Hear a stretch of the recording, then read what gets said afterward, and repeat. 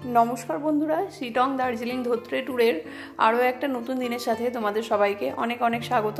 আগের ব্লগে তোমাদের সাথে শেয়ার করেছিলাম হাওড়া থেকে আমাদের শিলিগুড়ি আসার বাস জার্নি, আর আজকের ব্লগে তোমাদের সাথে শেয়ার করব আমাদের ট্যুরের প্রথম দিনটা। আমরা প্রথম দিন শিটংয়ে ছিলাম, তো সেই সমস্ত কিছুই। তো চলো ভিডিওটা স্টার্ট করা যাক। তোমাদের সবাইকে গুড মর্নিং জানিয়ে আমার ভিডিওটা স্টার্ট করছি। আর এখন আছি বাসে। আগের দিন তোমরা দেখলে যে আমরা ডিনার করে তারপর বাসে চলে এসেছিলাম ঘুমোতে, তো তারপর থেকেই ভিডিওটা স্টার্ট করলাম। সকাল হয়ে গেছে, আমার ঘুমটা ভেঙে গেছে, কিন্তু রাই আর রায়ের বাবা এই যে বাসে এখনও ঘুমোচ্ছে, আর আমি বসে বাইরের প্রকৃতিটা এনজয় করছিলাম। ঘরে যতই বেলা অবধি ঘুমোই না কেন, বাইরে ঘুরতে গেলে আমার তো ভালো করে ঘুমই হয় না, খুব তাড়াতাড়ি ঘুম ভেঙে যায়। এখন ঘড়িতে বাজছে ওই 5টা মতো, আর আমার ঘুমটা ভেঙে গেছে। আমাদের বাস থেকে নামার কথা ছিল সকাল 7টায়, কিন্তু সারা রাত রাস্তা ফাঁকা ছিল বলে বাসটা খুব জোরে চালিয়েছিল, আর 6:30 বাজতে না বাজতেই আমরা শিলিগুড়ি স্টেশনে চলে এসেছি। আর আমাদেরকে বলে দেওয়া হলো যে বাস এবার থেমে যাবে, আমরা যেন আমাদের লাগেজ গুছিয়ে নিই। তো সেই জন্যই বাস থেমে যাওয়ার পরে আমরা এই যে আমাদের লাগেজ গুছিয়ে এবার আমরা যাব শিলিগুড়ি স্টেশনের দিকে। তোমাদের আগের ব্লগেই বলছিলাম যে এই ট্যুরটা আমরা 11 জন মিলে করছি, কিন্তু ওরা সবাই বাকি 9 জন ওরা ট্রেনে আসবে, আর আমরাই বাসে করে এসেছি। তো ওরা ট্রেনে করে ওদের স্টেশনে আস্তে আস্তে 10টা মতো বেজে যাবে, কিন্তু আমরা তো 6:30টার সময় বাস থেকে নেমে পড়েছি। আমাদেরকে এতক্ষণ সময় ওদের জন্য অপেক্ষা করতে হবে, তো কী আর করার, ওদের জন্য তো আমাদের অপেক্ষা করতেই হবে। ওই জন্য আমরা চলে এসেছিলাম স্টেশনে, আর এখানে বসেই আমরা অপেক্ষা করছিলাম। আমরা যেই বাসে এসেছি সেই বাসেই আমাদেরকে অনেক কিছু দিয়েছিল, যেমন একটা ব্যাগ, তার মধ্যে দিয়েছিল একটা কোল্ড ড্রিঙ্কসের বোতল, একটা চিপসের প্যাকেট, একটা জলের বোতল, একটা বিস্কুটের প্যাকেট। তো সেই সমস্ত নিয়ে আমরা ওইগুলোই একটু খাওয়া দাওয়া করছিলাম। আর তাছাড়া আমাদের সাথেও বিস্কুট, কেক এই সমস্ত ছিল, তো সেই সমস্ত দিয়ে একটু ব্রেকফাস্ট করলাম, আর রাইকেও একটুখানি ব্রেকফাস্টে ছাতু খাইয়ে দিয়েছিলাম। আর এই যে তারপর আমরা স্টেশনে অপেক্ষা করছিলাম। শিলিগুড়ি স্টেশনটা ছোট, এনজেপি স্টেশনটা যেমন বড়, শিলিগুড়ি স্টেশনটা ছোট। আর এই প্রথম আমি শিলিগুড়ি স্টেশনে এলাম। এর আগে যখন বেড়াতে এসেছিলাম এনজেপি স্টেশনে এসেছি, কিন্তু শিলিগুড়িতে আগে আসা হয়নি, এই ফার্স্ট টাইমই এলাম। আর ওরাও শিলিগুড়িতেই এসে নামবে। তো প্রায় 3-4 ঘন্টা মতো অপেক্ষা করার পর ওরা 10টা সাড়ে 10টা নাগাদ চলে এসেছিলো।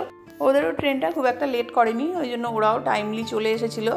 আর তারপর এই যে গাড়িতে ওরা ব্যাগ প্যাকিং করছিল, আর তখনই দেখি এক ফোঁটা করে বৃষ্টি আরম্ভ হয়ে গেছে। এতক্ষণ ওয়েদারটা ভালোই ছিল, কিন্তু আমরা গাড়িতে ওঠার তারপরেই বৃষ্টি আরম্ভ হয়ে গিয়েছিল। এতদিন ওয়েদারটা ভালোই শুনেছিলাম ওই উত্তরবঙ্গের ওদিকে, কিন্তু তারপর আমরা উত্তরবঙ্গে আসার পরেই এরকম বৃষ্টি আরম্ভ হয়ে গেল দেখে আমাদের মনটা তো খুবই খারাপ হয়ে গেল। আর যেহেতু আমাদের ট্যুরে এতগুলো মেম্বার, তো 2খানা গাড়ি করতে হয়েছিল, আমরা 2টো গাড়িতে চারিয়ে বসেছিলাম। আর গাড়িটা ছাড়ার সাথে সাথেই একটুখানি যাওয়ার পরেই চারিদিকে চা বাগান দেখে মনটা তো একদম আনন্দে ভরে গেল। আর একটু যাওয়ার পরেই একদম ঝমঝমিয়ে বৃষ্টি আরম্ভ হয়ে গেছে। আমাদের এখন 3-4 ঘন্টা গাড়িতে করে যেতে হবে। আমরা তো প্রথমেই যাচ্ছি শিটং, তো শিলিগুড়ি থেকে শিটং যেতে মোটামুটি ওই 3 ঘন্টা 3.5 ঘন্টা মতো লাগবে। তো যেতে যেতেই রাস্তাতেই আবার দেখতে পেলাম টয় ট্রেন। তো দার্জিলিং তো এর আগে কখনো আসিনি, এই প্রথমবারই আসছি, তো সেই জন্য টয় ট্রেন তো এই প্রথমবার দেখলাম। আর প্রথমবার দেখলাম বলে একটুখানি ভিডিও ক্লিপিং করে নিয়ে নিলাম। আর অনেকটা যাওয়ার পর এই যে পাহাড়ের এই যে আঁকা বাঁকা রাস্তাগুলো, এগুলো তো ভীষণ ভালো লাগে। তো এতক্ষণ তো বেশ ভালোই বৃষ্টি পড়ছিল, একটু ওপরে ওঠার পর দেখলাম বৃষ্টিটা কমে গেছে, ওই জন্য একটু ভালো লাগছিল যে আমরা ঘুরতে পারবো। না হলে বেড়াতে এসে বৃষ্টি হলে কারই বা ভালো লাগে বলো।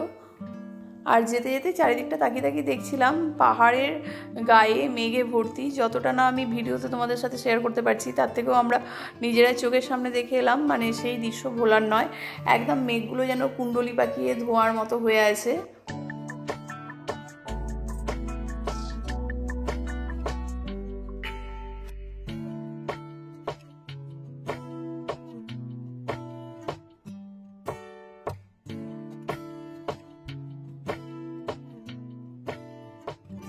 তারপর পাহাড়ের এইসব সুন্দর দৃশ্য দেখতে দেখতে 3-4 ঘন্টা সময় যে কোথা থেকে কেটে গেল আমরা তো বুঝতেই পারলাম না।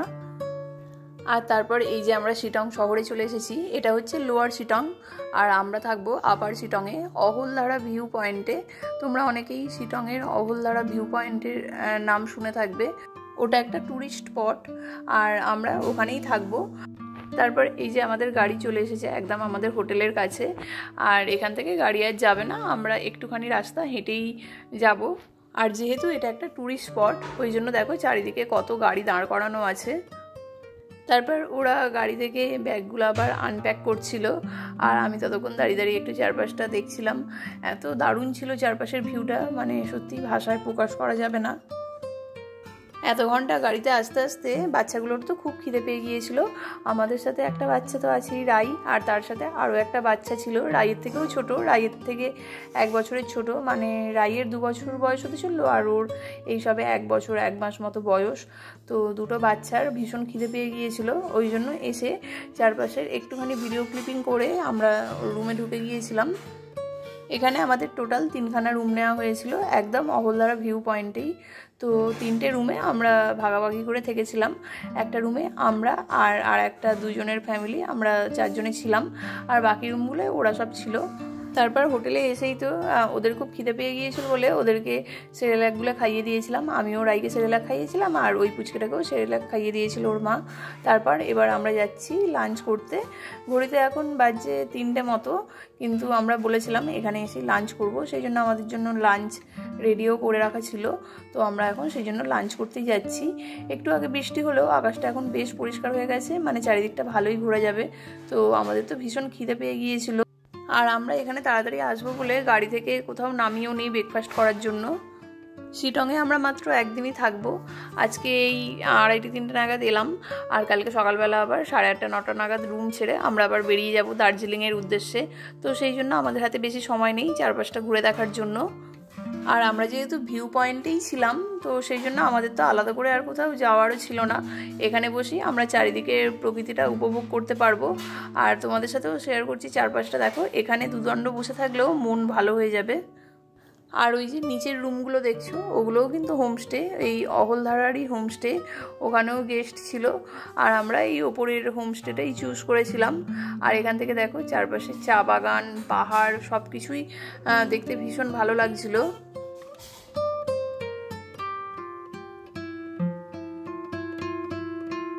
তারপর এই যে লাঞ্চ করে আমরা শুইনি, এবার যাব পাশেই একটা ভিউ পয়েন্ট আছে, সেই ভিউ পয়েন্টে, মানে আমরা যেখানটা আছি ওখান থেকেও ভালো ভিউ দেখা যাচ্ছে, কিন্তু অনেকেই দেখছি আরও একটু ওপরে যাচ্ছে। ওপর থেকেই অহলদারার যে 360 ডিগ্রি ভিউটা আছে, সেই ভিউটা আরও ভালোভাবে দেখা যাবে। তো আমরাও এখন সেই ওপরেই যাব, আর সবাই রেডি হচ্ছে, ওই জন্য আমরা একটুখানি অপেক্ষা করছিলাম। ওয়েদারটা দারুণ, জাস্ট ওয়াও, দারুণ ওয়েদার, খুব ভালো লাগছে। রাই, রাই, রাই কি করছিস? কি দারুণ ওয়েদার, সুন্দর একদম। গাড়িতে আস্তে আস্তেই রাই ঘুমিয়ে পড়েছিল, ওই জন্য এখন দুপুরবেলা লাঞ্চের পরে রাইয়ের আর ঘুম পায়নি। ওই জন্য একদিকে ভালোই হয়েছে, রাইকে নিয়েও যেতে পারবো ওই ভিউ পয়েন্টে, ওখানে গিয়ে আমরা একটু ছবি টবিও তুলবো। আর যেহেতু এটা এখন বিকালের দিক, তো ওই জন্য এই ভিউ পয়েন্টে একটু ভিড়ও হয়েছিল, তবে খুব একটা বেশি ভিড় হয়নি। এই কাছাকাছি যেই সমস্ত ট্যুরিস্টরা ছিল তারাই সব এসেছিলো, আর তাছাড়াও বাইরে থেকেও কয়েকজন এসেছিলো। তবে এখানে এন্ট্রি ফি আছে, এই ভিউ পয়েন্টে আসতে গেলে 20 টাকা করে পার হেড এন্ট্রি ফি দিয়ে আসতে হবে। এই যে গেটটা দেখছো, এই গেটটা থেকেই ওই ভিউ পয়েন্টটা স্টার্টিং হচ্ছে, আর এখানেই কিন্তু এন্ট্রি ফিটা দিতে হবে। আর ভিতরে গিয়ে দেখি ভিতরে বেশ 2-1টা দোকানও আছে, 2-1টা খাবারের দোকান, আর তার সাথে টুকটাক জিনিসপত্রেরও দোকান আছে, ওই জন্য বেশ চারিদিকটা জমজমাট হয়ে আছে। আমাদের তো খুব ইচ্ছে ছিল এখানের মোমোটা ট্রাই করার, কিন্তু যেহেতু একটু আগেই লাঞ্চ করেছি, ওই জন্য আমাদের কারোর পেটেই তো আর জায়গা ছিল না, আর ভীষণ খিদে পেয়ে গিয়েছিল, ওই জন্য এখানে এসে লাঞ্চটাও অনেকটা করা হয়ে গেছে। আর এখানের খাবার দাবার সত্যি ভীষণ ভালো ছিল। আর এই অহলদার ভিউ পয়েন্ট, এটা কিন্তু আমরা অনলাইনে বুকিং করেই এসেছি, না হলেই পুজোর সময় এখানে এসে রুম পাওয়া তো খুবই চাপের ব্যাপার। আর এই ট্যুরটা আমাদের অনেক দিন আগে থেকেই ঠিক হয়েছিল, ওই জন্য আমরা যে সমস্ত জায়গায় গিয়েছিলাম সব জায়গাতেই আমরা অনেক দিন আগে থেকেই রুম বুকিং করে গিয়েছি। আর এই যে দেখো, এইটা হচ্ছে সেই ভিউ পয়েন্ট, মানে চারিদিকটা জাস্ট ওয়াও, মানে ছবিতে যতটা না সুন্দর লাগছে তার থেকেও চাক্ষুষ আরও বেশি সুন্দর। আর সবে মাত্র দুপুরবেলায় বৃষ্টি হয়ে গেছে, ওই জন্য চারিদিকের ওয়েদারটাও বেশ ঠান্ডা ঠান্ডা। তবে এখানে ভীষণ ঠান্ডা সেরকম নয়, মানে মোটামুটি ঠান্ডা, আমাদের এখানে যেমন ঠান্ডা পড়ে সেরকমই ঠান্ডা। আর দেখো দূরে মেঘগুলো কীরকম ভেসে আছে, এত দারুণ দেখতে লাগছে, মনে হচ্ছে যেন তুলো বিছিয়ে রাখা আছে। আর এখানটা হচ্ছে আরও একটু নিচের দিকে, অনেকেই যাচ্ছে, তবে রাইকে নিয়ে আমি আর যাইনি। রাই এখানে আমার কাছেই দাঁড়িয়েছিল, আর ওর বাবা গিয়েছিল অত দূরে, ওখান থেকে নিচটা একটু দেখতে গিয়েছিল।